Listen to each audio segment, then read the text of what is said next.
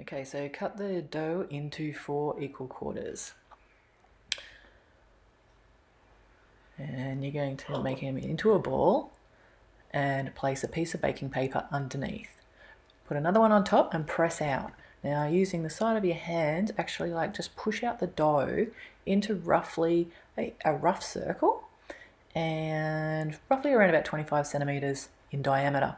I love to use the cake scraper. You can really see how that is making it nice and thin, just applied with an even pressure, and makes a really good circle in that as well too. But you can really feel, and it makes it even in the thickness of the actual dough. But look how easy that is. It's like so good. Okay, so then what we do is we'll take off the top baking paper, move the dough over to the baking tray. Then I'm going to spread a little of the herb and garlic butter over the bread, trying to keep the baking paper in place. As you can see, it wants to move around a little bit. But anyway, I'm learning as I'm going, creating this video. It was not like I tested it before actually creating the video. So you may see a few little things change. But anyway, again, we just do the same with the next one. So again, pushing it out with the side of your hands into a rough circle of 25 centimeters or so. You want the dough to be really thin. As we know, like fathead being very fatty, it's better if it's thinner and wider, so then a lot of that the fat isn't sitting one on top of the other and the dough is not too thick, because that's one of the problems with a big thick fat head, is it doesn't tend to cook all the way through if it gets too thick. So if you make this and you find that it's a little bit too fatty, then the next time around just push it out even further depending on your dough. See what I'm doing now? I'm just pushing my hand around just to make sure that that second layer is nearly as wide as the other one. And I'm just getting the butter on. Now the butter, again, apply that really thinly.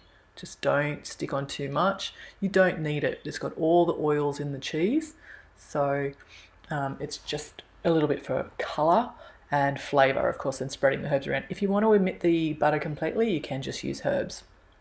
Okay, so again, pushing out with the sides of my hands into a rough circle, use my fingertips. I do prefer this method well and truly over using a rolling pin. You can't get a rolling pin to do this and to make it like a circle like that so easy. See, I'm even pulling out a ruler to check the width and that.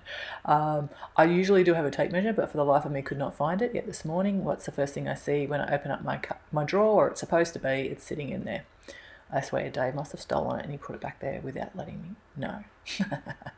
Anyway, on goes the other way. So see how I flip it over upside down and do it? So, and see how that one was a little bit smaller? So I just push it out. You can see that the fat head is just like breaking up a little bit there, but you just press it in. It'll be fine. So we've got a roughly all around the same edges and around the same size. On goes the final layer of the butter, because we don't stick it on the top as well.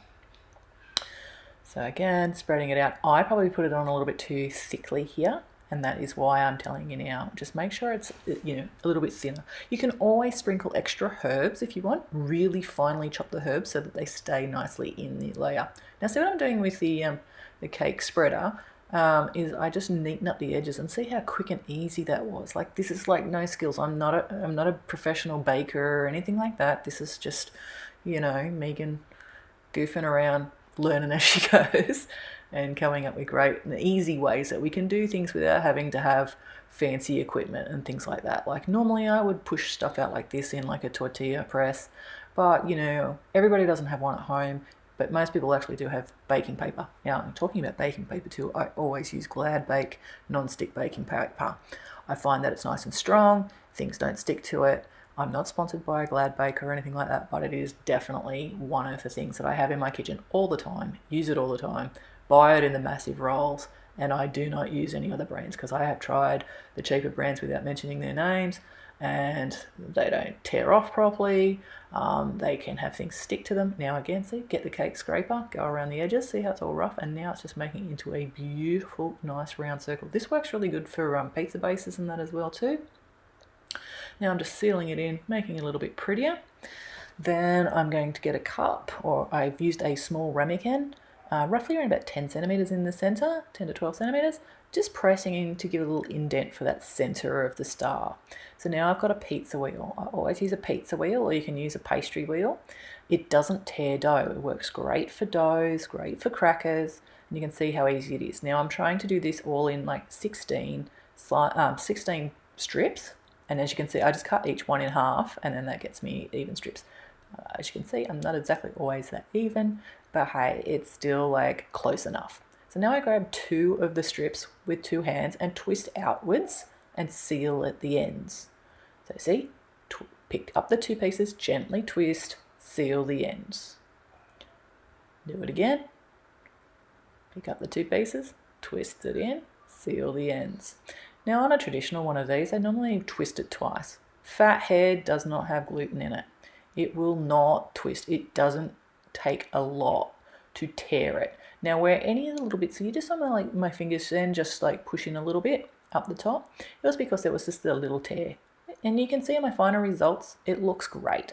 So, a little tear is not going to be a problem. You can always just put it together. It is like a soft putty anyway. So now I'm just like making it prettier by just going around and pinching the ends and sealing off the ends. Oh, now I'm just doing a little thing that should be for like a video, but hey, I'm like a professional video taker. Not really. I'm sprinkling on a little bit of nigella seeds because I really love the flavour, and it's going to sprinkle on a little bit of sea salt in that as well too, just to make it nice and salty. Okay, and in the oven she goes, and out of the oven she comes. Wow, look at that. It's pretty good.